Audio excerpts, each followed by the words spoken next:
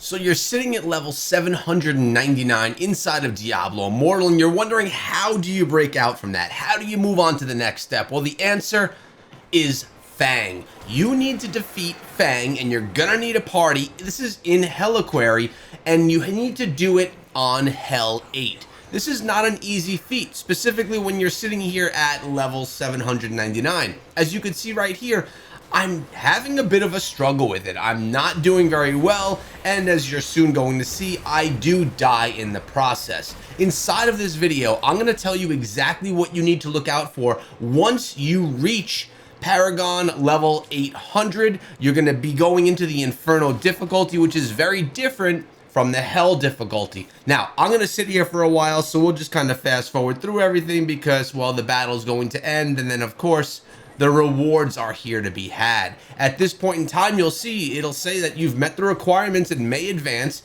from Hell difficulty. Hell 8 will be no more, and you're going to move your way over to Inferno difficulty. This is going to unlock stances. This is going to unlock new secondary gear. This is going to unlock massive combat rating jumps. I'm talking about like 3,000 combat rating is what I gained, I believe, in moving from one level from Hell 8 over to Inferno 1. So a lot of things are going to happen. You're prompted through everything inside of the game. As you can see, I click on my satchel. It tells me I met the requirements. I click here, advance to Hell difficulty, and I can go to advanced difficulty, and I can choose not yet, or I can choose confirm. So not yet, or confirm over here. There we go. We made it to Paragon level 80. So the question is, what do you do next? How do you progress, and how do you really just take advantage of all of the rewards that are here for you? How do you get your combat rating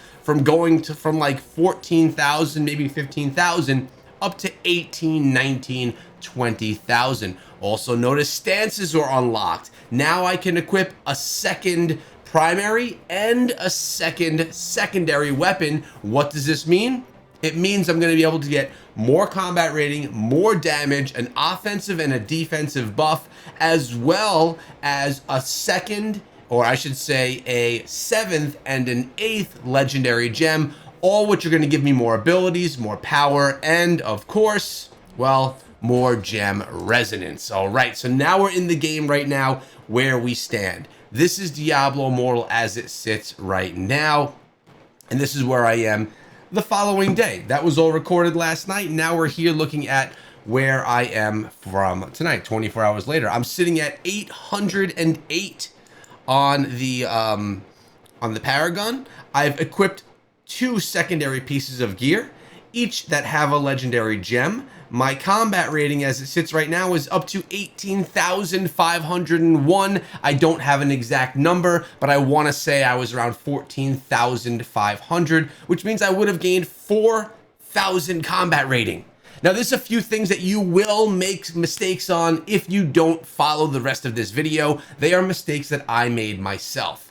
All right, so first of all, you're going to want to make sure that the weapons that you choose don't have the same skills as the 2 primary weapons. What I mean is I have a buff right here, buffing my whirlwind, and I have a buff right here. This one does whirlwind. This one, I believe, is doing my, what does it do? I think it's the Wrath of the Berserker.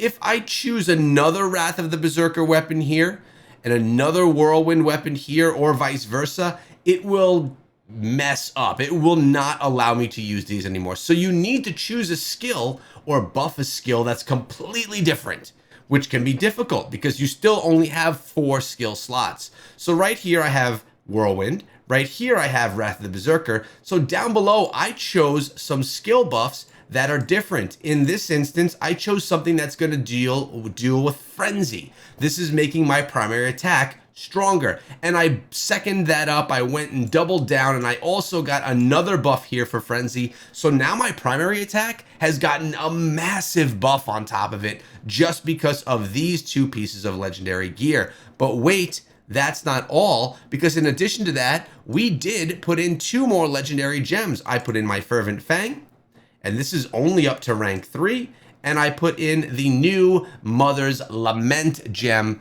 also at rank 3 right there. So really, these right here are going to do a lot more in adding combat rating. In adding resonance. I added 180 resonance just from these 2-star gems. So I have my 1-star gem that has been awakened. I have a bunch of 5-star gems, and then I have my 2-star gems for right now.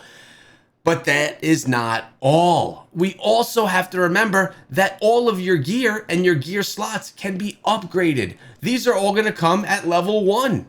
You need to upgrade them just as you did your other primary gear. So I have my primary gear up to 19, 18, 19, 18, 18, 18. I was able to upgrade these to 5 and 5 as it stands right now. Now I'm at the blacksmith if I want to go and do another upgrade. We'll see what we could do for upgrades here. Are we able to? Oh, actually we can right here, because you're gonna need, and you're gonna probably run shy on some of this stuff here. Let's see if I can get you into the right view here so you can see exactly what I'm talking about. There we go. You're going to run a little bit shy on your scrap materials, on your enchanted dust, and you'll probably be okay with your glowing shard. Gold, you should be okay with as well. So let's go ahead. We're going to upgrade this, and it's going to, again, take my weapon from level 5 to level 6. These can happen fairly quickly as you just kind of farm through the game. Here, I'm missing a bunch of the enchanted dust, which you get from farming and gathering. But again, that's not all. You just went to another Paragon complete level. When you go from Hell 7 to Hell 8, you have new secondary gear you have to start farming. The same thing from Hell 8 to Inferno 1. So as it sits right here, we are, let's see if I can give you, here we go. We're going to cancel this out. Notice we are sitting right here. Actually, that's the wrong screen. I don't want to go there. We're going to come right over here. You'll notice I have 893 combat rating, 893 combat rating, 893 combat rating, 1,133 combat rating. Well, that's because this piece of gear was crafted or found once I made it over here to the brand new zone, the brand new Inferno difficulty. We have that, I believe, with this one as well, with 1,102, and then my feet are still Hell 8.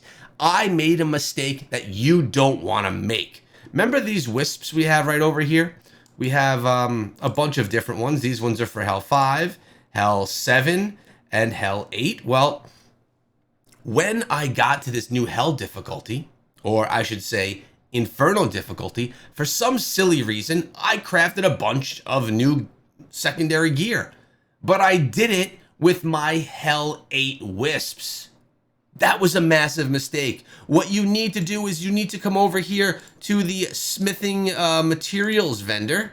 You have to go to the shop and you need to Inferno Fabled Wisps. You need to convert your wisps over. 7 of any of these will convert to the Inferno Wisps, which then can create Inferno secondary gear.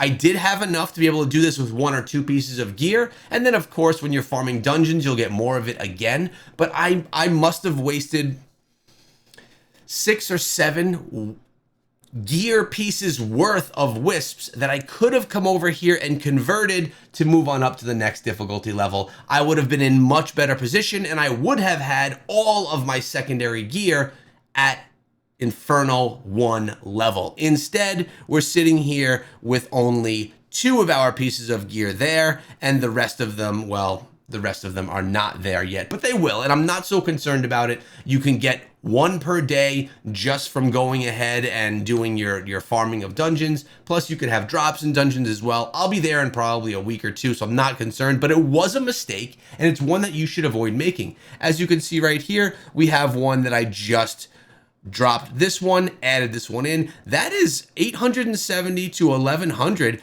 That's like 250 combat rating gained right there. And as I mentioned, I'm sitting with 18,505 combat rating. What does that mean? It means that we can start crushing challenge rifts, which means we're going to be able to get the materials that we need to upgrade our secondary gear. So I should be able to get all of these up to probably level 15 or close to all of them to level 15, and it shouldn't be too difficult. These are things that you don't think of when you go to the next hell level. And if you do think of it, well, that's a good job. I'm glad that you did, because a lot of people, including myself with the wisps at least, they don't. I want to thank Red October for the reminder on that before I spent all of my wisps. Now, looking at the secondary gear, or the primary gear, notice the combat rating on all of these is about 1100 and change. If there's anything that doesn't have 1100 and change, it means it's from Hell 8 difficulty, and that I would probably be looking for more gear. So if you have a bunch of gold, I have 3.8 million, well then you could make your way over and you could start doing a little bit of gambling to try and find the proper gear that you can have to get yourself to that proper level right there. And obviously I don't have to do any gambling. I'm very happy with my primary gear. I could go with secondary armor. Let's see what we get over here. Let's just see what we get just in case. We're probably not going to get any legendaries. Just because I have a bunch of gold. I literally never buy these.